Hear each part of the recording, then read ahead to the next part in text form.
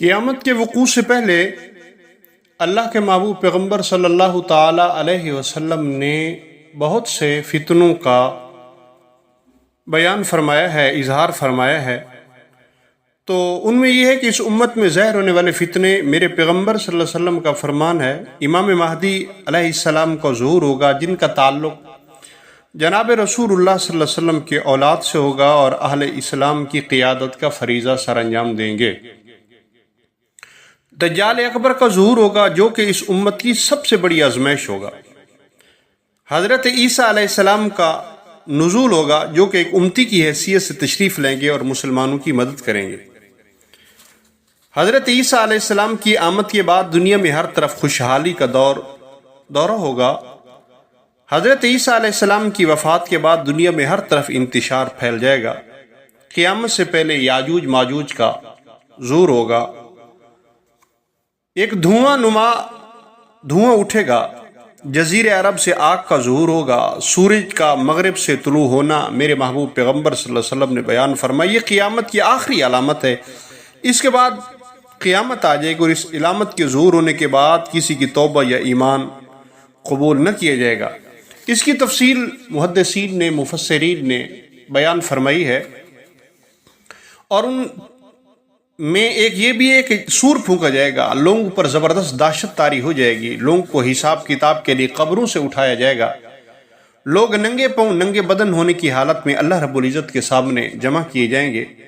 مقام محمود جس سے جناب رسول اللہ صلی اللہ علیہ وسلم کو سرفراز کیا جائے گا، حوض کوثر جس سے جناب رسول اللہ صلی اللہ علیہ وسلم اپنی امتیوں کو جنت کا پانی پلائیں گے، پل صراط جس سے ہر ایک کو گزرنا ہوگا، قیامت کے دن کی کیفیت، میزان جس میں اعمال کا وزن ہوگا، جہنم اور اس کا عذاب، جنت اور اس کی نعمتیں، اس کو تھوڑا بہت انشاءاللہ ہم بیان کریں گے درجہ بدرجہ۔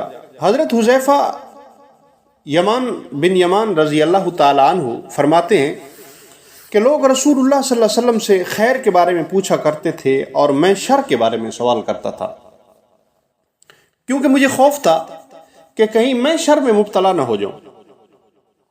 تو ایک مرتبہ میں جناب رسول اللہ صلی اللہ علیہ وسلم کی خدمت میں حاضر ہوا اور عرض کیا، یا رسول اللہ، ہم لوگ پہلے جاہلیت اور شر میں مبتلا تھے، اللہ رب کریم نے ہمیں اسلام کی خیر عطا فرمائی، کیا اس خیر کے بعد پھر کبھی شر آئے گا؟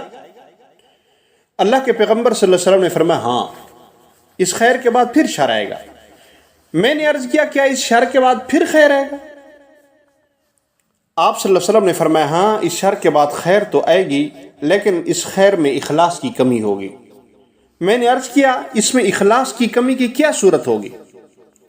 آپ رضی اللہ تعالیٰ عنہ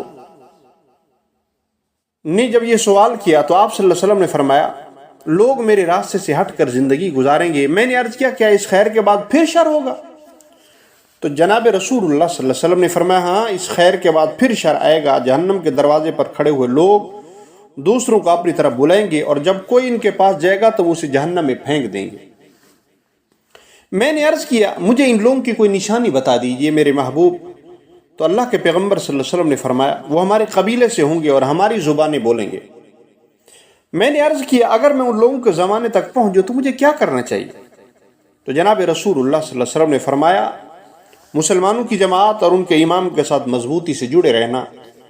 میں نے عرض کیا، اگر مسلمانوں کی جماعت اور ان کا امام ہی نہ ہو تو پھر میرے لیے کیا حکم ہے اللہ کے حبیب صلی اللہ علیہ وسلم؟ تو آپ صلی اللہ علیہ وسلم نے فرمایا، تمام فرقوں سے الگ رہنا، اگر کسی درخت کی جڑ میں بھی پناہ مل سکے وہیں رہنا، یہاں تک کہ موت آ جائے اور تم میرے طریقے زندگی پر کاربند رہو۔ یہ میرے محبوب پیغمبر صلی اللہ علیہ وسلم نے حضرت حذیفہ بن یمان رضی اللہ تعالیٰ عنہ کے پوچھنے پر یہ کچھ ارشاد فرمایا۔